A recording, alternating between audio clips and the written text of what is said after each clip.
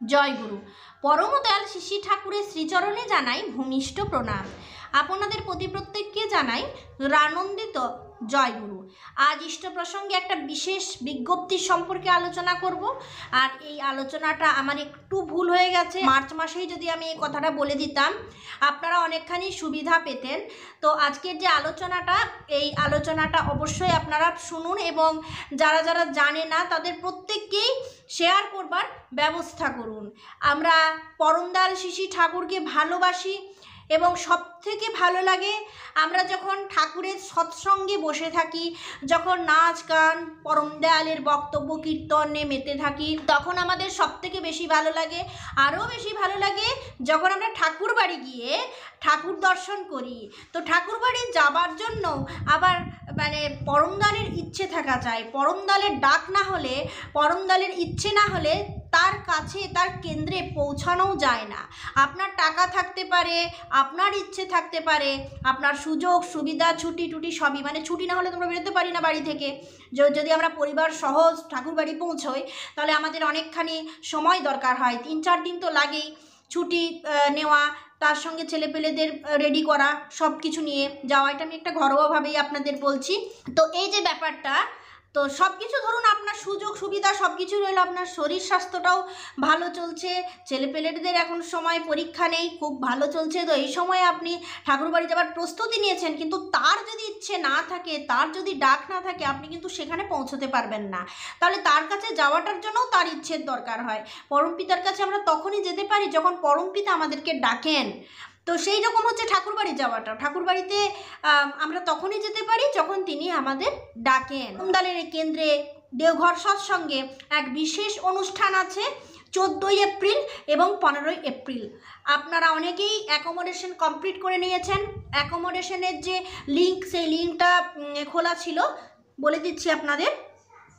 10ই March এবং 31শে March, 10ই March 31শে March খোলা ছিল, ওই দিন পর্যন্ত। আমি প্রথমেই আপনাদের কাছে ভুল স্বীকার করে নিয়েছি, মার্চেই আপনাদেরকে আমার এই বিজ্ঞপ্তিটা শেয়ার করা উচিত ছিল, আমারও ভুল হয়ে গিয়েছে। তো আশা করি আপনারা যারা যারা আলোচনা এবং স্বস্তি সেবক যারা প্রত্যেক মাসে কালেক্ট করেন তাদের কাছে অবশ্যই বিজ্ঞপ্তি পৌঁছে গেছে। ঋত্বিক দাদাদের মাধ্যমেও আপনাদের অনেকেই খবর পৌঁছে যাবে। কী জন্য যাবেন? নববর্ষ পুরুষোত্তম ষষ্ঠীতীর্থ মহাযজ্ঞ, ষষ্ঠীতীর্থ মহাযজ্ঞ ও 339তম সৎসঙ্গ ঋত্বিক সম্মেলন এই দিন অনুষ্ঠিত হবে। ষষ্ঠীতীর্থ মহাযজ্ঞ বেদভবনে হয় আমার মনে হচ্ছে, জানি না, তারপর কোনোদিন আমি এই যজ্ঞ দেখিনি। যজ্ঞের এই শুভ মুহূর্তে উপস্থিত হবার সেই সৌভাগ্য আমার আসেনি। তো এই ষষ্ঠীতীর্থ মহাযজ্ঞে আমার মনে হয় বেদভবনে যজ্ঞ হয়। তো এই যজ্ঞটা দেখতে খুবই সুন্দর লাগে, আর এর যে অপূর্ব এক মুহূর্ত, এটা ওইখানে গিয়ে না দেখলে অনুভব করা যায় না। তো আজকে হয়ে গেল 8 তারিখ, এটা 14 তারিখ, এখনও 9, 10, 11, 12, 13, 5 দিন হাতে টাইম আছে। 5 দিনের মধ্যে আপনারা প্রস্তুতি নিয়ে ঠাকুরবাড়ি পৌঁছতে পারেন। অ্যাকোমোডেশন যদি নাও হয়, আমরা অনেকেই গাড়ি ভাড়া করে যাই, অনেকে বাইরে থাকবার ব্যবস্থা করি, অন্যভাবে অনেকের থাকার ব্যবস্থা আছে সেইখানে। তো কারোর যদি ইচ্ছা থাকে অবশ্যই প্রস্তুতি নেবেন এই জিনিসটা দেখবার জন্য। এটা দেখার জিনিস।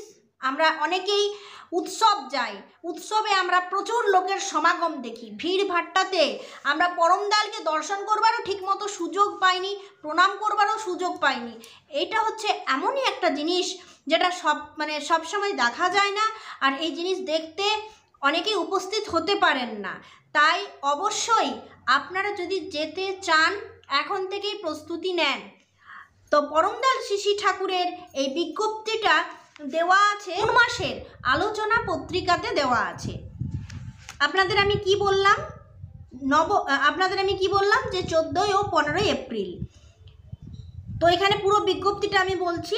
নববর্ষ পুরুষোত্তম ষষ্ঠীতীর্থ মহাযজ্ঞ ও 339তম সৎসঙ্গ ঋত্বিক সম্মেলন 14 ও 15 এপ্রিল 2025 সোমবার মঙ্গলবার উপলক্ষে অ্যাকোমোডেশনের অগ্রিম বুকিংয়ের জন্য লিঙ্ক ওপেন খোলা থাকবে 10ই মার্চ এবং 31শে মার্চ পর্যন্ত।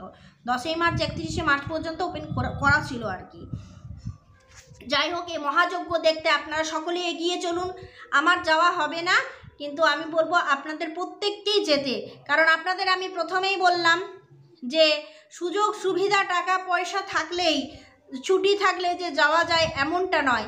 তার ডাক যতক্ষণ না আসে আর তার ইচ্ছা যতক্ষণ না হয়, আপনি গিয়ে তার সাথে দেখা করতে পারবেন না।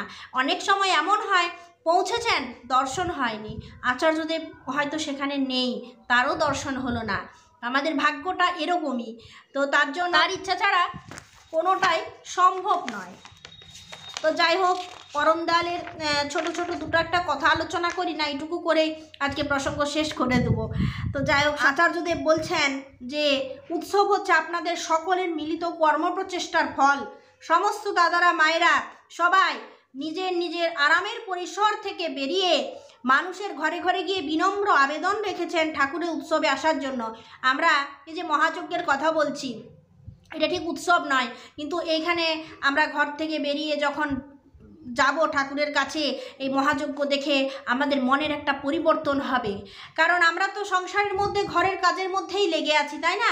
এর মধ্যে থাকতে থাকতে আমাদের মন খারাপ হয়ে যায়, কাজের কাজেই ধীরে ধীরে আগ্রহ কমতে থাকবে। তো যাই হোক, আমরা যদি ওই দিনে পৌঁছাই আমাদের মন ভালো থাকবে।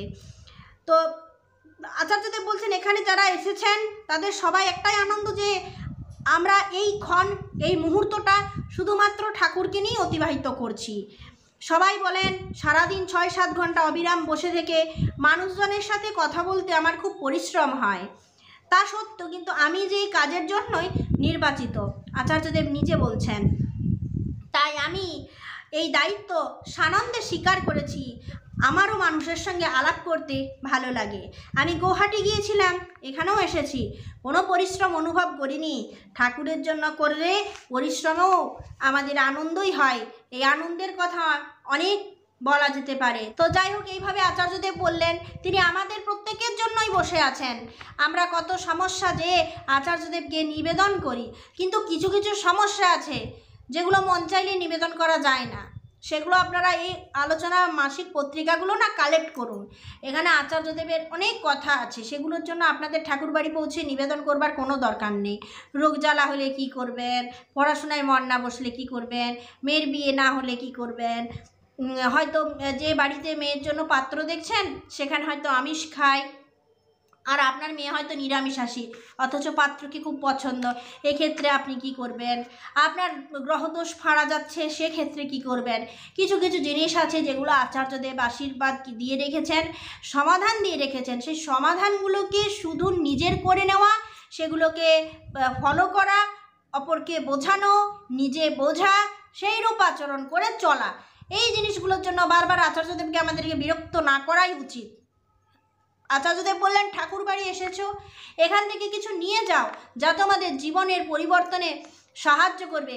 আমরা গিয়ে কি করি, ফোনে ফটো তুলি। আচার্যদেব বলছেন ফোনে এদিক ওদিক ফটো তুলে চলে গেলে কিছুই হবে না। তাই এখানে যখন এসেছো কিছু করো, কিছু নিয়ে যাও, এখান থেকে একটুর জন্য একটু অমৃত নিয়ে যাও, এইভাবে আচার্যদেব বলেন। তো যাই হোক, আমরা যে ঠাকুর বাড়ি যাবো কিংবা ঠাকুর বাড়ি যাচ্ছি, উচিত যে কিছু নিয়ে আসা। আচার্যদেব কি বলছেন, ঠাকুর কেমনভাবে আছেন, ঠাকুরের মুখটা দেখলে বারবার মনে হয় আবার যায়, ছেড়ে আসতেও বড্ড খারাপ লাগে। তো যাই হোক, এই ঠাকুর বাড়ি যাওয়াটাও কিন্তু সৌভাগ্যের ব্যাপার। এই বরুণ পুরী, দীঘা, দার্জিলিং, এই জায়গাগুলো একবার ঘুরতে গেলে সেকেন্ড টাইম মনে হয় যে ঘুরতে যাচ্ছি, ঘুরতে যাব, একবার তো গিয়েছিলাম, একবার গেলেই মনে হয়। কিন্তু ঠাকুর বাড়ি গেলে এটা মনে হয় না। মনে হয় যারা ঠাকুরকে ভালোবাসেন তারা মনে কখনো এটা করতে পারবেন না। তাদের মনে হবে যে ঠাকুর বাড়ি আবার যাব, বারবার যাব, এবং ঠাকুর বাড়ি যাবার একটা ইচ্ছা থেকেই থাকে। ঠাকুর বাড়ি যাওয়ার খিদেটা কিন্তু কোনো মতে মেটানো যায় না। যাই হোক, ঠাকুর বাড়ি আপনারা প্রত্যেকে যান। এই মহাযজ্ঞ দেখবার জন্য আমি 5 দিন আগে থেকে আপনাদের শেয়ার করলাম। যদি থাকার কোনো বন্দোবস্ত করতে পারেন কিংবা সেখানে কোনোভাবে যদি একদিন কাটিয়ে নিতে পারেন, তাহলে অবশ্যই এই মহাযজ্ঞ দেখবার জন্য আপনারা সকলেই ওখানে পৌঁছান 14 এবং 15 এপ্রিল।